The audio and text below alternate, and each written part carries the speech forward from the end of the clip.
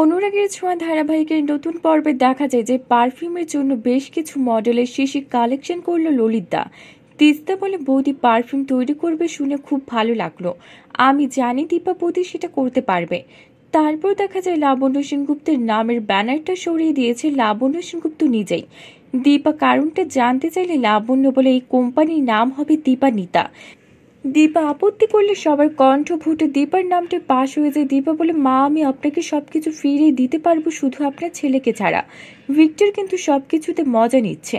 অন্যদিকে ইরা কিন্তু রোগী দেখছে সূর্যের ড্রেস পরে। সূর্য এসে সবটা দেখে ইরাকে এবার সূর্য বলে, চলো কফি খেতে যাব। খুব খুশি হয় ইরা। লালির বাবা লালু খুব খুশি। ইরাকে নিয়ে সূর্য চলে এসেছে কফি খেতে।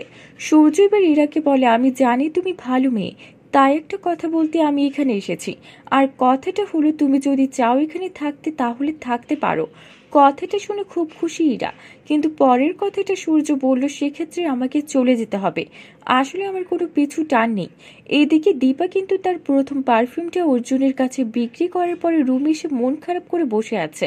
দীপার জন্য জলের গ্লাস নিয়ে এসে অর্জুন বলে, দেখ তুই যাকে মন থেকে বাদ দিতে পারছিস না তাকে বাদ দেওয়ার চেষ্টা করিস না।